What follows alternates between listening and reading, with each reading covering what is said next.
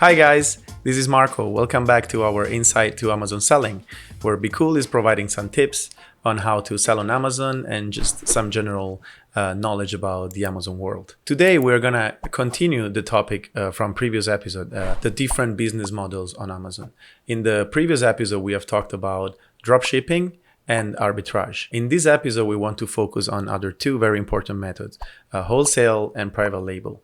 These two methods are considered more advanced methods that are mostly suitable for established sellers that have already been in the Amazon business for a while. So let's start with wholesale. What is wholesale? Becoming an official reseller by purchasing product directly from a wholesaler, a distributor, or even the manufacturer himself. So you're not becoming a wholesaler, but you're purchasing from one. This method involves getting deals from these distributors to become an official reseller of their product. What are the advantages of this method? Well, first of all, there is a higher profit available to be made for less effort, because the moment you're actually selling as a reseller, as an official reseller, you can keep selling the same products and you're gonna have better prices from the distributors or the wholesalers. And because of this method is also easily scalable, because you're gonna be having success with their products, you're going to have a stable income, and then you can invest your profit into more and more products. What could be the disadvantages of this method?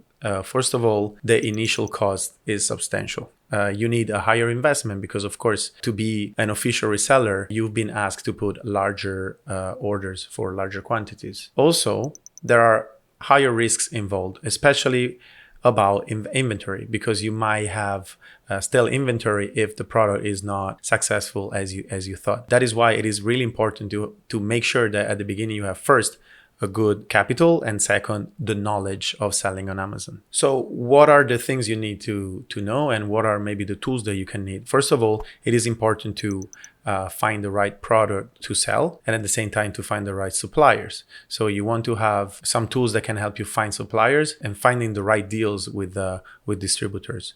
And at the same time, you want to make sure that the products that you're selling are going to be successful on Amazon. So you can use a tool, for example, our own BQool's Big Tracker, to make sure that you can see how the sales are going and how the product has been successful before. Another tool that you can use is a repricer.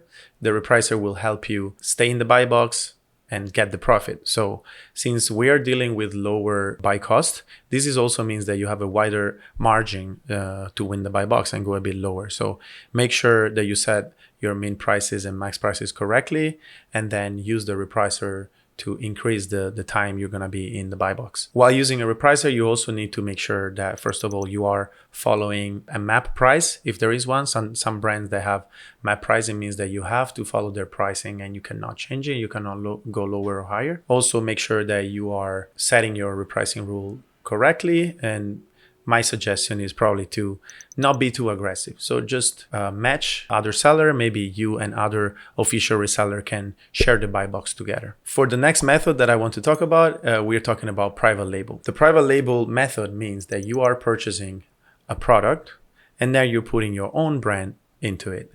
So you are actually going to be the brand owner. So it is very common right now to find manufacturer in China and then putting your own logo, your own product, and doing your own marketing to brand the product. The main advantage of this, of course, is that you don't have to deal with the restricted brands, because you are going to be your own brand. And there is no competition, because you're obviously going to be the only one selling this product. And since you own the brand, there is potentially no limit of how you can expand, because if the brand is working, you can expand your product line, having more products, and you can really grow as a brand. So what are the disadvantages of this method? Well, first of all, you need to take care of a lot of different phases. Most importantly, the marketing one, because the product is not established yet. So you need to make sure that you follow, for example, some rules about listing optimization, or that you're doing some kind of a work on keywords and PPC and all this. So this can obviously take a long commitment to make sure that all the phases are done correctly. Also, it is a bit more risky to find the correct products, because you don't have an actual sales history yet, because the product with that brand doesn't exist. So the only way you can do your product research is through similar products. And this takes us to the next part where we suggest some kind of tools. What tools can you use? It is important to use a product research tool because you want to make sure you're analyzing similar products, see what is their sales history, and make sure that your brand and your product is going to have a similar success online. Apart from this, it is also very important to raise your reputation. So since the brand is new, you want reviews for your products. So you want to ask your customers, your buyers, for some review.